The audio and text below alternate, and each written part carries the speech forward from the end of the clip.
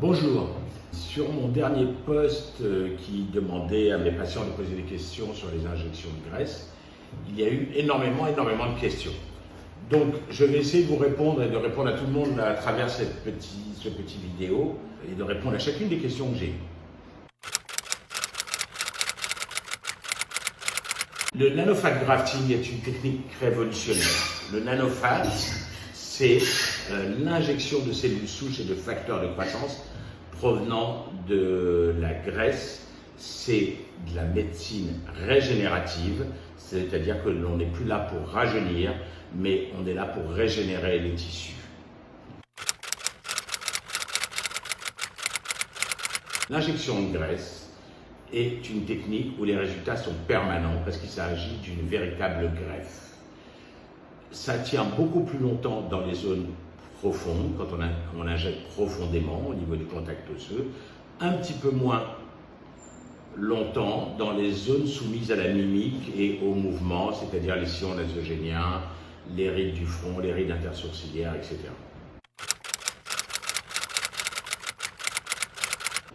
Le résultat du fat grafting est permanent, il s'agit d'une véritable greffe. Au bout de 3 semaines après l'intervention, toute l'eau et tout l'œdème a disparu. On peut avoir une idée du résultat final, mais c'est à partir du 3e mois que l'on peut vraiment dire que la graisse a complètement pris et que la greffe a pris complètement et que ça ne va plus bouger du tout.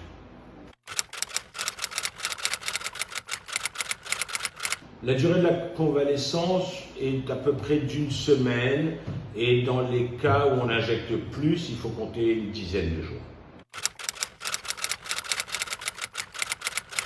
On peut faire des injections de graisse à tout le monde.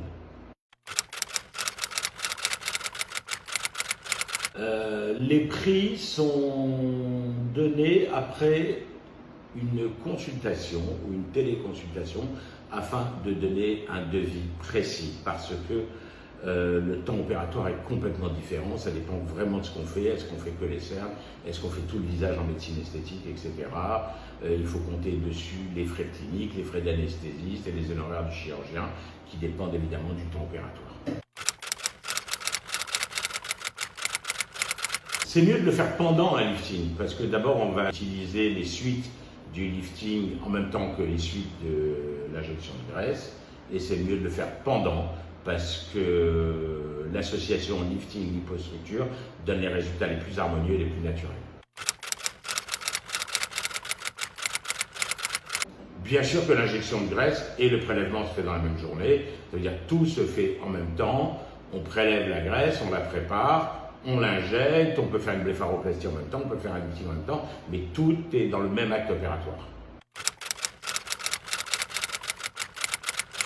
Pour les cernes foncées, on peut faire soit une anesthésie locale, soit une anesthésie générale. Ce qu'il faut comprendre, c'est qu'on est beaucoup plus précis et beaucoup plus fin sous anesthésie générale. Parce que l'anesthésie locale implique une infiltration de xylocaïne. Celle-ci va gonfler un peu les tissus et on sera beaucoup moins précis dans le cerne, sachant que le cerne, il faut vraiment l'injecter au quart de millimètre près. Donc moi, je suis beaucoup plus précis, beaucoup plus à l'aise sous anesthésie générale. Toutefois, on peut pratiquer certains cas sous anesthésie locale. C'est très difficile d'injecter de la graisse sans anesthésie parce que déjà il faut faire une anesthésie pour la zone de prélèvement, etc. et pour prélever la graisse. Et ensuite les canules sont, même étant très fines, comme on injecte un petit peu partout, c'est difficile de le faire sans anesthésie. En général, on essaie de prélever dans les zones où existent des micro-adipocytes, ça veut dire des cellules de graisse petites. Les meilleures zones sont l'abdomen, la face interne des genoux et la face interne des cuisses. On peut mettre la graisse partout. On peut donner du volume partout, dans les tempes, dans les pommettes, au niveau de l'angle de la mâchoire, dans les joues, etc. Avec la graisse, on peut également traiter les rides, les sillons nasogéniens, les cassures cutanées, etc. Et avec le nanofat grafting, on peut faire de la mésothérapie, une amélioration de la qualité de peau dans les techniques de médecine régénérative. La graisse est un produit naturel, il n'y a aucune contre-indication à l'injecter et aucune zone où on ne peut pas l'injecter. On peut diminuer l'aspect de la cerne bleutée, l'aspect du cerne bleuté en faisant une technique de nanolipostructure, parce que la nanolipostructure est l'injection de cellules souches et de facteurs de croissance, et ça va permettre d'épaissir la peau, de la rendre moins transparente, donc de diminuer le cerne bleuté. Bien sûr qu'on peut en faire sous les yeux, et sous les yeux, je ne fais que de la graisse. Pratiquement, je ne fais jamais d'acide hyaluronique, parce que l'acide hyaluronique sous les yeux, vu que la peau est tellement fine, pose énormément de problèmes. L'acide hyaluronique ne va pas se résorber complètement, l'acide hyaluronique va gonfler, faire des petites poches, l'acide hyaluronique va être visible à travers la peau et donner un reflet bleu qu'on appelle l'effet de Tyndall. Donc moi, personnellement, sous les yeux, dans le cerne, autour des yeux, dans la paupière supérieure, je n'injecte que de la graisse. Bien sûr, c'est l'indication des paupières creuses, soit au niveau de la paupière supérieure ou de la paupière inférieure. C'est ce qu'on appelle l'œil creux. Et bien sûr, la seule technique du traitement de l'œil creux est d'injecter de la graisse tout autour de l'œil. L'injection de graisse ne diminue pas véritablement les rides au niveau de la paupière inférieure. L'injection de graisse permet de traiter les volumes. Les rides de la paupière inférieure sont dues à la mimique, sont dues à la qualité de peau. Quand il y a beaucoup de rides, en même temps qu'une injection de graisse, qu'une lipostructure du cerne, j'effectue le plus souvent une pinch blépharoplastie qui consiste à pincer 1 ou 2 mm de peau et à le couper. La cicatrice est complètement cachée dans les cils, elle ne sort pas sur le côté et il n'y a aucun risque d'œil rond ou de modification du regard avec la pinch blépharoplastie parce qu'il n'y a pas de décollement et il n'y a pas d'affaiblissement du muscle orbiculaire. Donc c'est la technique la plus safe pour la peau. Le lipofilling peut tout à fait combler les rides du lion, mais en général, je fais un petit botox en même temps qu'un lipofilling de la ride du lion pour éviter que la graisse parte rapidement, puisqu'il s'agit d'une ride d'expression.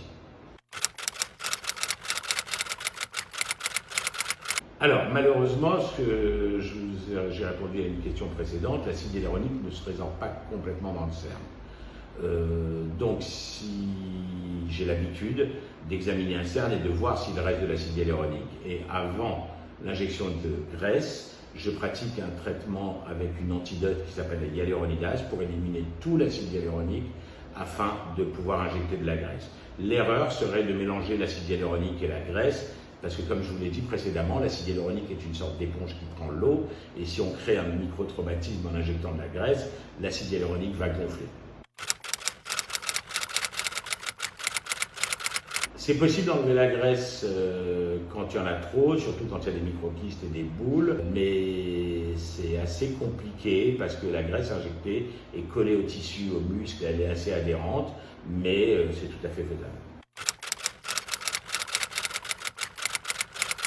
Non, la graisse ne va pas gonfler sous les yeux quand il y a une mauvaise circulation, parce que ce n'est pas du tout la même graisse que la graisse des poches sous les yeux, qui est de la graisse intra-orbitaire qui sort, tandis que là, c'est de la graisse sous-cutanée. La graisse sous-cutanée ne gonfle pas.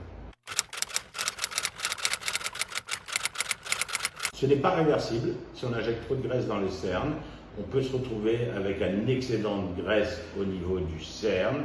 Ce n'est pas tout à fait des poches de graisse, mais on arrive à l'enlever en faisant une petite reprise chirurgicale. Non, malheureusement, il n'existe pas de graisse artificielle. On va dire que ce qui se rapproche le plus de la graisse, c'est l'acide hyaluronique, mais que l'acide hyaluronique n'a pas du tout les qualités de la graisse. J'ai plein d'avant-après et je vais poster quelques avant-après pour vous faire plaisir à la suite de cette vidéo. Je vous remercie.